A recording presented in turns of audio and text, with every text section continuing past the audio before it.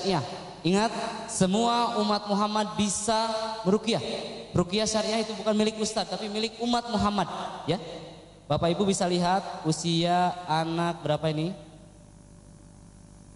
Ya, 11 tahun bisa meruqyah. Lihat, sudah saya kasih sertifikasi bahkan. Sudah meruqyah, terbukti di depan saya meruqyah. Yang ini meruqyah ibunya, namanya Lintang di Bogor ya.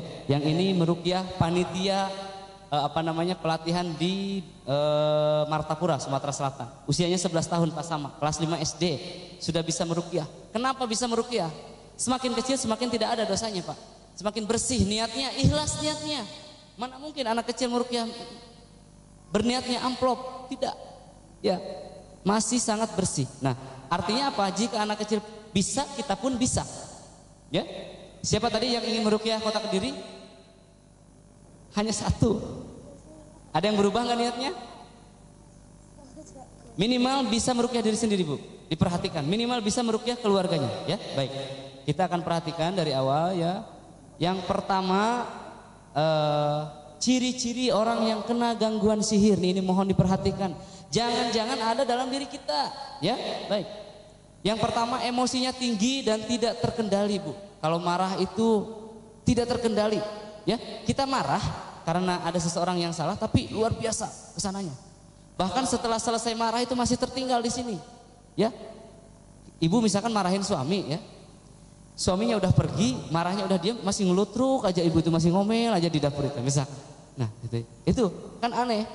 Apalagi kalau sampai ada piring terbang, gitu kan. Nah, seperti itu. Ataupun sebaliknya, Pak, istri dimarahin karena hal-hal kecil, misalkan, yang tidak masuk akal, misalkan begitu. Nah, itu adalah emosi yang tidak terkendali. Ini satu, Bu. Ada 40 ciri ya. Yang kedua, sering ragu, was-was, ketakutan tanpa sebab yang jelas. Ragu, was-was ya. Mengambil tindakan itu ragu, mau nikah ragu, lihat laki-laki takut, ragu, was-was, mau bekerja ragu, was-was ya.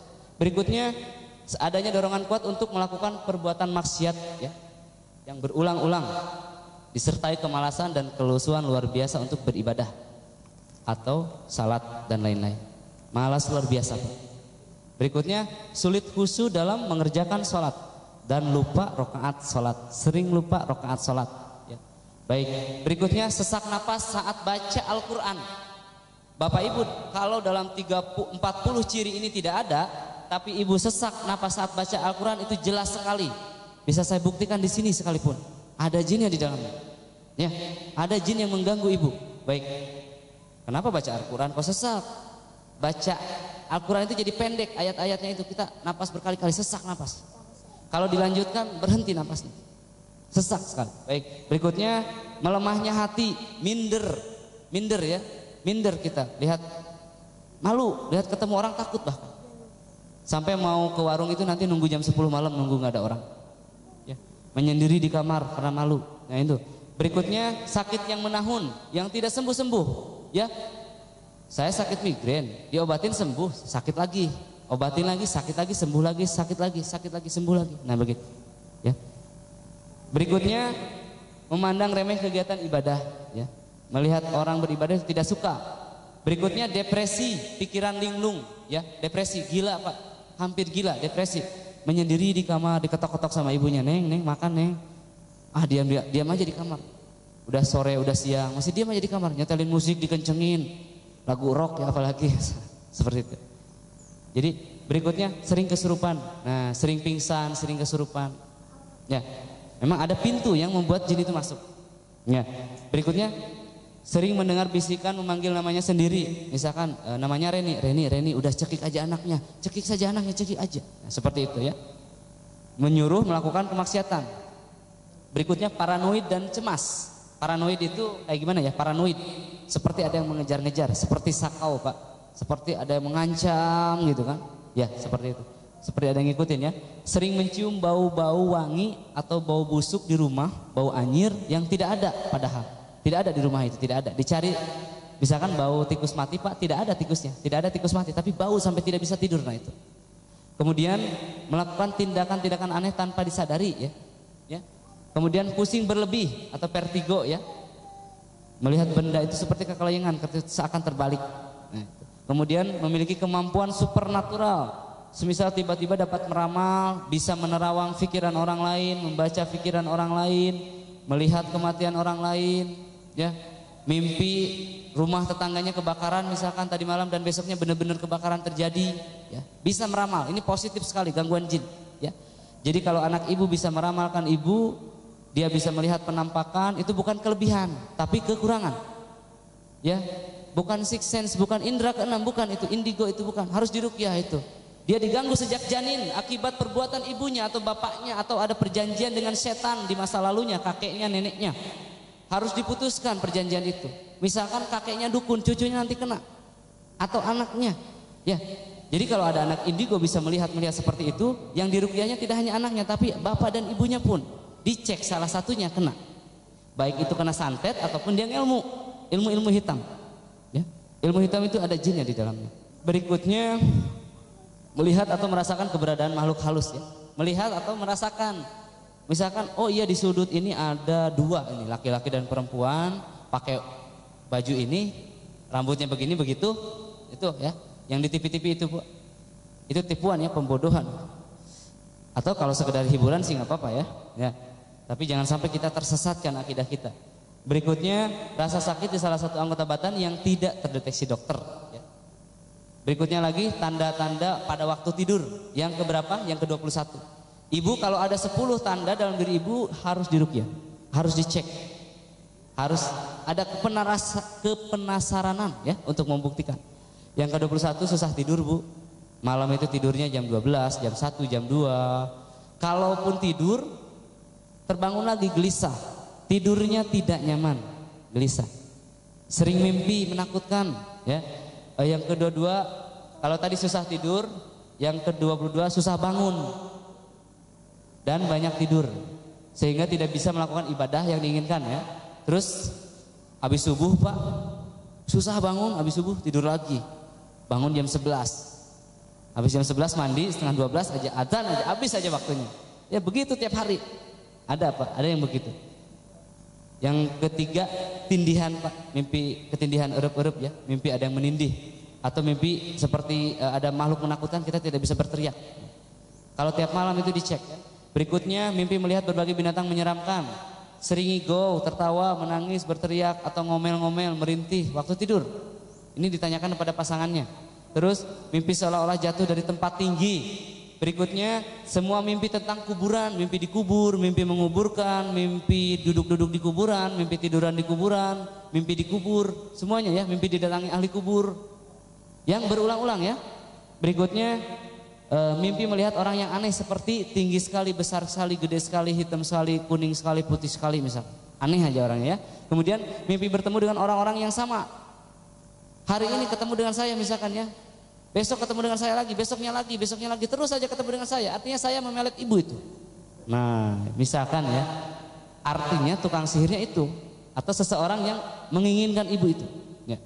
Berikutnya, mimpi melihat suatu peristiwa yang keesokan harinya menjadi nyata, ya. Mimpi bertemu dengan keluarga yang sudah meninggal juga, ya. Berikutnya, bisa juga gejala tipes, Bu, ya. Jadi ada gejala tipes, ya, seseorang punya gejala tipes seperti terbakar tubuhnya. Ke dokter, kata dokter tipes, Pak. Setelah 1 bulan minum obat segala macam nggak ada perubahan. Dia cek pakai termometer, ternyata normal darahnya. Apa namanya? Tensinya normal. Ketika diruqyah saya tanya jinnya, kamu yang bikin wanita ini tipes? Iya. Ya, pernah saya meruqyah, alhamdulillah. Nah, berikutnya kecelakaan kendaraan. Bapak tadi ada yang sempat mau celaka nggak ketika datang ke sini? Atau hampir misalnya. Nah itu dibikin dihalang-halangi, Pak. Atau banyak halangan misalnya, itu, ya. Ketika mau diruqyah itu banyak halangan. Ketika datang ke sini ngantuk misalkan, atau mendadak nggak suka sama ustadznya, ya. Datang jauh-jauh kok nggak suka sama saya misalkan, kenapa? Nah itu banyak ibu yang kesindir nih, senyum-senyum. Ya begitu, sering sekali terjadi, ya. Berikutnya, kenapa dibuat nggak suka sama ustadznya? Agar tidak mendengarkan, Pak, agar tidak mendengarkan ayat-ayat ruqyahnya, ya. Kadang di ruqyah berteriak-teriak. Kenapa berteriak? Agar tidak terdengar bacaan Al-Qur'annya. Ketika diruqyah nangis, kuat sekali nangis, agar tidak terdengar bacaan Al-Qur'annya. Begitu, mengaburkannya, ya. Berikutnya, impotensi untuk bapak-bapak nih. Impotensi itu tidak bisa bangun, padahal bapak ingin, ibu pun ingin, tapi nggak bisa bangun, ya. Ini Hipotensi. Alhamdulillah saya pernah meruqyah. Kemudian mandul, ya, ibu mandul. Ini ada teman saya di Mesir, Pak Izar namanya. Jadi dia konsultasi sama saya, Kang, katanya gimana caranya mengeluarkan jin yang diikat? Diikat di mana? Saya bilang jinnya. Jinnya ngaku diikat di rahim. Ngapain diikat di rahim? Jadi dia itu disuruh makanin janin yang sudah jadi selama 14 tahun. Jadi selama 14 tahun itu ibu ini bukan tidak hamil, tapi janinnya dimakanin. Dimakan itu dalam artian dirusak, ya. Bisa terjadi demikian. Berikutnya, pikiran selalu kotor, Pak Victor, ya. Oh maaf, mandul dulu ya. Kista atau mium, ya, di sini juga. Kemudian, tapi tidak semua kista, ya. Kemudian pikiran selalu kotor. Yang berikutnya, sindikat kristenisasi gaib. Jadi ada juga pemurtadan gaib yang memakai jin. Saya temukan di Palembang. Hati-hati dengan buku kristologi, ya. Jangan baca buku-buku Kristen, nanti ikut jadi Kristen. Kesurupan. Baik, itu tadi 40 ciri gangguan jin. Jadi jika ada dalam diri ibu, sadarlah untuk ruqyah. Sekarang kita memasuki pengertian Quranic healing. Quranic healing ini, Quranic itu Quran, ibu ya. Secara Qurani healing itu penyembuhan. Jadi penyembuhan secara Qurani. Teknologi penyembuhan dengan Al-Quran. Atau kita mengenalnya ruqyah. Apa itu ruqyah? Ruqyah itu dalam bahasa Arab artinya mantra. Ruqyah syariah adalah mantra yang disyariatkan. Jadi kalau ibu mendengar ruqyah saja, bisa jadi ruqyah dukun, ruqyah syirkiyah, ya, ya, bisa saja. Ruqyah yang benar adalah ruqyah syariah, ruqyah yang disyariatkan oleh Rasulullah Sallallahu Alaihi Wasallam. Ya, baik. Itu ya, karena Rasulullah pun meruqyah. Rasulullah pun diruqyah. Aisyah juga diruqyah, Aisyah juga meminta ruqyah, Rasulullah meruqyah Hasan dan Husain, ya. Ibnu Taimiyah meruqyah, Imam Ahmad meruqyah. Ada segolongan orang yang tidak percaya ruqyah, Pak. Katanya ada sebuah hadis yang ketika kita minta diruqyah itu kita tidak akan masuk 70.000 golongan yang masuk surga tanpa hisab. Nah, itu hadisnya benar atau tidak? Benar. Hadisnya benar. Cuman ruqyah di sana bukan ruqyah syariah, ruqyah syirkiyah. Karena zaman jahiliyah dahulu, zaman Arab jahiliyah dahulu, ya, mereka juga bisa memantra-mantrai dengan mantra-mantra yang tidak disyariatkan. Nah, setelah kesini Islam masuk, Abu Hudri radhiyallahu an, Said Al-Hudri radhiyallahu an meruqyah dengan Al-Fatihah, ya. Ini di mana? Nah, di sini ya ada hadisnya. Nah, Abu Said Al-Hudri radhiyallahu an meruqyah dengan kaum yang terkena gigitan ular berbisa dengan membacakan Al-Fatihah dan sembuh, ya. Lalu dia mendapat hadiah 30 ekor kambing dan beliau menemui Rasulullah, "Ya Rasulullah, apakah boleh aku meruqyah dengan Al-Fatihah?" Rasulullah bertanya, "Dari mana kamu tahu bahwa ini adalah ayat-ayat ruqyah?" Itu. Artinya apa? Al-Qur'an ini bisa menjadi ayat ruqyah. Juga sebuah hadis dari Ad-Darimi, ya, Fatihatul Kitab adalah obat untuk segala penyakit. Berikutnya ini sunnah fi'liyahnya, ya.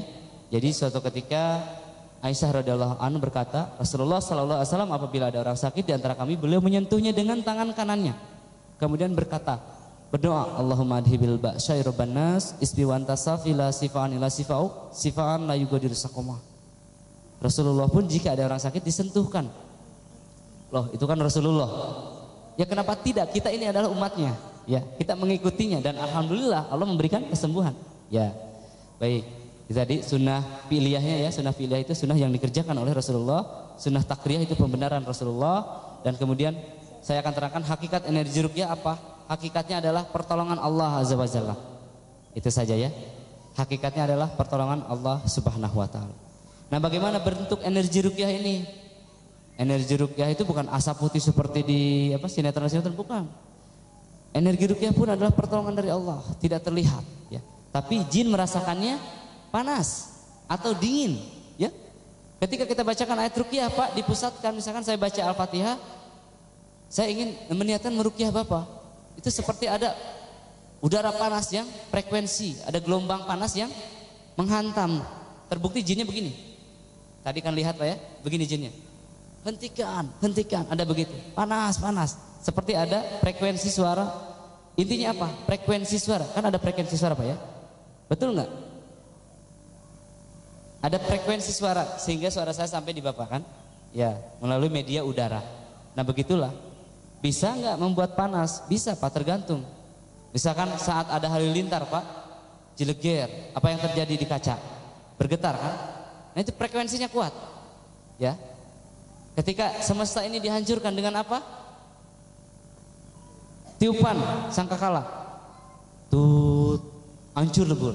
Frekuensinya kuat sekali. Nah ini pun, suara ini pun bisa jadi energi penghancur, pemusnah buat jin-jin tersebut. Ketika kita meniatkannya demikian. Ya, baik. Seperti itu. Jadi frekuensi suara ini terdengar di telinga dan diolah di otak. Ya, mempengaruhi otak dan menimbulkan kesembuhan. Berikutnya kelebihan Quranic healing, ada dalilnya dalam Al-Qur'an, Pak ya. Kemudian mendapatkan pahala dari Allah, Pak. Kita mendoakan seseorang, misalkan ya Allah sembuhkanlah Pak Wahyudi. Ya Allah sembuhkanlah Pak Wahyudi. Di sini ada malaikat yang mendoakan, sembuhkanlah juga Nuruddin. Begitu. Ada hadis yang begitu. Sembuhkanlah bapak ini, sembuhkanlah anak ini juga, kata malaikat. Jadi peruqyah itu sehat karena mendoakan kesehatan pada orang lain. Alhamdulillah saya tidak pernah sakit Pak setahun ini. Sakit sekali sih pernah. Ya, normal, saya juga manusia, gitu ya. Jadi kedua, mendapatkan pertolongan Allah indah sekali Pak. Ketika orang sakit 6 tahun, kita pegang, kita doakan, sembuh. Kita merasakan pertolongan Allah turun saat itu. Luar biasa rasanya, sensasinya Pak. Bahagia kita. Jadi nanti uang yang dia berikan, amplopnya itu tidak sebanding dengan kebahagiaan bisa menolong orang Pak. Masya Allah. Apalagi bisa menolong anak kita sendiri saat sakit, betul nggak Pak? Menolong istri kita saat sakit, membebaskan dia dari belenggu sihir. Alhamdulillah ya. Dan semua orang bisa melakukan insya Allah. Hasilnya dapat seketika diijabah, bisa ya. Saya pernah meruqyah alhamdulillah di Bandung, orang yang tidak bisa sholat, 6 tahun tidak bisa sholat berdiri. Jadi sholatnya itu begini. Posisinya seperti ini dan dia sujudnya begini. Sampai-sampai dia punya sejadah sendiri, kecil kotak. Sudah 6 tahun tidak bisa sholat, insya Allah. Dan setelah diruqyah ternyata jinnya di sini, di dua lututnya, di lututnya. Ditepuk-tepuk saja itu Pak, pakai Al-Hasr ayat 21 saya bacakan. Lau anzalna hadal Qur'an ala zabanin ra'aitahu khashi'an mutasaddian min khasyatillah. Gitu. Sambil ditepuk-tepuk. Jinnya keluar. Alhamdulillah. Saya suruh kepada jinnya, coba kamu, kalau kamu benar-benar sudah keluar, coba lakukan gerakan sholat. Saat itu juga dia mempraktekkan gerakan sholat. Lengkap dengan tahiyatul akhir, sujud, ruku, seperti biasa, berdiri. Padahal sebelumnya dia tidak bisa melipat ininya karena sakit. Kalau dia coba melipat itu sampai nangis katanya. 6 tahun Pak. Alhamdulillah seketika, demi Allah ya, saya katakan demikian. Itu kemudian ada yang begitu. Ketika dia sudah benar-benar pasrah total pada Allah ya, membuang semua kesyirikannya ya. Melupakan sebab akibat sakitnya. Jadi kebanyakan Pak orang yang diruqyah itu, Ustadz tolong dong direkam, nanti saya pengen tahu siapa sih yang ngirim sihirnya begitu. Atau bertanya siapa sih ini yang menyakiti saya. Itu tidak akan sembuh yang masih begitu. Masih di sininya masih ada ya. Dalam ruqyah Pak tidak usah lupakanlah siapa yang tukang sihirnya, siapa yang mengirimnya, siapa yang menyuruhnya. Cukuplah kita dengan Allah Subhanahu wa taala. Cukuplah berdua. Ya, cukuplah berdua saja. Lupakan semuanya. Karena apa? Berapa ribu pun dukun yang mengirim, kalau kita punya pagar, insya Allah tidak akan kena. Ya, betul nggak? Siapa yang salah? Misalkan ketika Bapak tiba-tiba banyak segerombolan anjing datang ke sini Pak, siapa yang salah? Anjing apa panitianya? Anjing ya? Oh, panitianya karena tidak dipagar kan? Kalau dipagar coba pagar. Nah, itu tidak akan masuk. Begitupun Pak, ketika kita kena sihir, siapa yang disalahkan? Jinnya, tukang sihirnya, atau kita? Kalau jin ya Pak, itu suruhan saja, ya suruhan jin itu. Kalau tukang sihir nggak disalahin pun sudah salah, nggak usah disalahin lagi lah. Mari kita salahkan diri kita yang tidak ada pagarnya, begitu. Kalau kita kuat pagarnya, berapapun mereka banyaknya tidak usah. Jadi untuk menghentikan perdukunan ini bukan RUU Undang-Undang Santet, bukan. Didik masyarakatnya. Coba Menteri Kesehatannya yang benar. Menteri Kesehatan Pak melegalkan Reiki tenaga dalam itu dia legalkan. Apa ini? Apa-apaan? Didik masyarakatnya supaya bertauhid, sehat insya Allah. Bukan ngotak-ngatik RUU perdukunan. Bagaimana nangkap dukun? Tidak bisa kan? Betul. Susah sekali nangkap dukun. Ya, begitu. Baik. Jadi kita akan insya Allah akan belajar melindungi diri kita dari serangan sihir ya. Insya Allah. Ya. Berikutnya apa tadi? Kelebihan Quran Karim, tekniknya simpel Pak, mudah dan praktis hingga setiap umat Muslim siapapun mampu melakukannya. Ya. Kemudian sudah diteliti secara ilmiah. Berikutnya syarat syah Quran Karim tadi ya, labasa birqa malam takun syirkan, tidak mengapa meruqyah selama tidak terdapat kesyirikan di dalamnya. Ya, tidak dapat praktik kesyirikan di dalamnya. Kemudian bacaannya terdiri dari kalamullah, bacaannya terdiri dari bahasa Arab atau bahasa yang kita mengerti, bukan mantra-mantra yang tidak kita mengerti, kita sendiri tidak mengerti. Kemudian hendaknya diyakini bahwa Al-Qur'an itu tidak berpengaruh dengan sendirinya, melainkan pengaruh karena kuasa dan izin Allah. Nah, ini Pak ya. Tadi ada yang kelewat Pak ya, syarat-syarat kelebihan Quran Karim Pak. Kelebihan ruqyah syariah maksud saya, tidak perlu melakukan attunement, penyelarasan ya, tidak perlu melakukan inisiasi, pengisian atau ritual-ritual tertentu. Bagaimana misalkan saya ingin meruqyah, apakah perlu ijazah dari saya? Tidak. Perlu ijazah dari ustaz, dari kiai? Tidak. Perlu puasa mutih dulu 7 hari kayak tadi? Tidak. Perlu puasa 40 hari 40 malam tanpa makan, tanpa melihat cahaya? Tidak usah. Perlu sembelih ayam hitam? Tidak usah. Perlu mandi di 7 tampian, 7 sumur? Tidak usah. Ketika kita sudah yakin pada Allah, tahu dalilnya seperti ini, lakukanlah. Ya, baca Al-Fatihah sudah bisa kan? Lakukan saja. Itu kelebihannya. Baik. Syarat yang harus dimiliki seorang praktisi ruqyah, ya, harus berakidah lurus, mewujudkan tauhid yang murni dalam perkataan dan perbuatan, harus yakin bahwa Al-Quran dan Sunnah punya pengaruh besar terhadap syaitan, berjiwa pemberani, tidak penakut ya, insya Allah sudah tidak takut lagi kan, insya Allah. Berikutnya harus mengetahui perihal jin dan setan dan jeratan-jeratannya, ya, harus membedakan jin, setan dan iblis, ya, ya. Jangan sampai meruqyah uhruj ya iblis, uhruj ya iblis, keluarlah iblis. Itu bukan iblis, itu jin ya. Iblis itu yang menyuruh jin tersebut ya. Kalau setan apa? Kalau setan itu sifat pembangkang pada jin atau manusia. Atau juga ada ulama yang mengatakan setan itu jin yang tukang sihir di kalangan jin. Ada juga yang mengatakan bahwa jin itu adalah anak setan itu adalah anak pernikahan dari jin dan iblis, katanya begitu. Yang lalu jin apa? Ya jin itu makhluk yang tersembunyi tadi, ya, yang tercipta dari api, ya. Iblis itu segolongan dari jin, ya. Jadi jin itu mati Bu, yang tidak mati itu iblis. Jin itu bisa mati, makanya dia takut. Baik, berikutnya tadi menghadirkan energi cinta dalam ruqyah ya. Atau sebelumnya mohon maaf, selanjutnya dianjurkan dengan sangat sudah menikah, nah, agar lebih kuat. Ya, agar tidak tergoda oleh syahwat. Ada yang salah nggak dengan zikir ini? Ya Hayyu ya Qayyum, la haula wala quwata illa billah. Sallallahu ala Muhammad, astagfirullahaladzim, subhanaka inni kuntu minadz dzalimin. Ya Allah, la haula wala quwata illa billah. Ini ada yang salah nggak? Tidak. Benar zikirnya. Cuman caranya yang salah. Baca 10.000 setiap hari kata dukunnya itu. Kalau kamu ingin ya, ini dia baca Pak, hari Minggu ini, hari Senin ini, hari Selasa ini, 10.000. Dia hasilnya jadi sakti Pak, bisa melihat, nah, bisa melihat penampakan. Jadi kalau main ke sungai itu dia seperti banyak temannya, ada kuntilanak lah, ada apalah begitu kan? Ya, banyak teman. Kemudian dia bisa melihat kematian seseorang, dia tahu jadwalnya kapan anak ini meninggal. Ya, terus tahu kelahiran seseorang, juga bisa menaklukkan wanita dengan matanya. Menaklukkan wanita dengan matanya, setelah dia kedipkan, dia itu mau apa aja sama wanita bisa. Kemudian bisa memijat dengan memijat tangannya, bisa memijat, refleks, mengetahui titik-titik sakitnya. Nah itu. Terus apalagi? Dia tidak pernah digigit nyamuk selama 8 tahun. Saking kebalnya katanya. Nah ini dia mau diruqyah Pak. Mau diruqyah, sudah kelima paranormal, paranormalnya malah takut sama dia, dukunnya malah takut. Jadi, wah kamu jangan diruqyah, ini jangan dibuang ilmunya, ini potensi katanya gitu. Potensi apa? Potensi jadi dukun.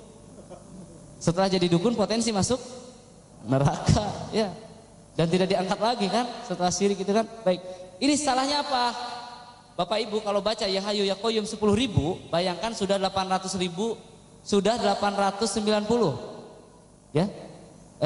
Sudah berapa? 10.000 ya? Sudah, bayangkan sudah baca Ya Hayyu Ya Qayyum sebanyak 9.970.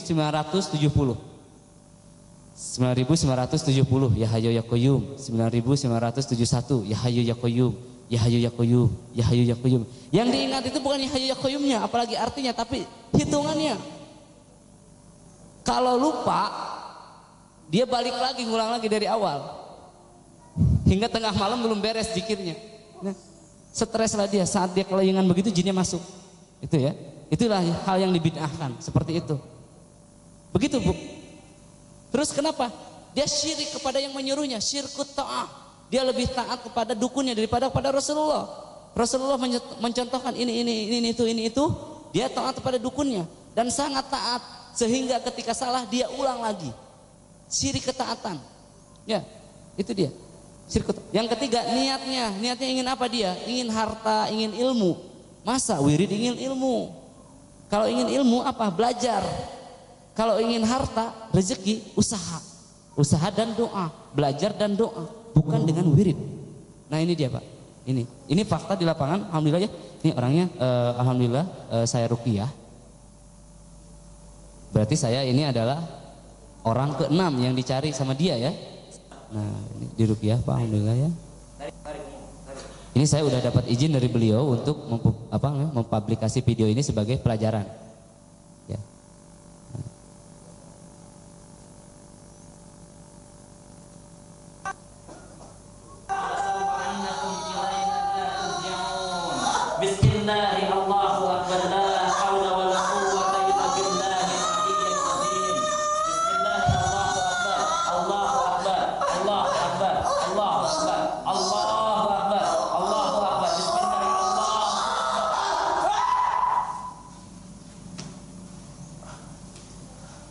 Ini saya ruqyah berapa kali? 6 kali, Pak, alhamdulillah.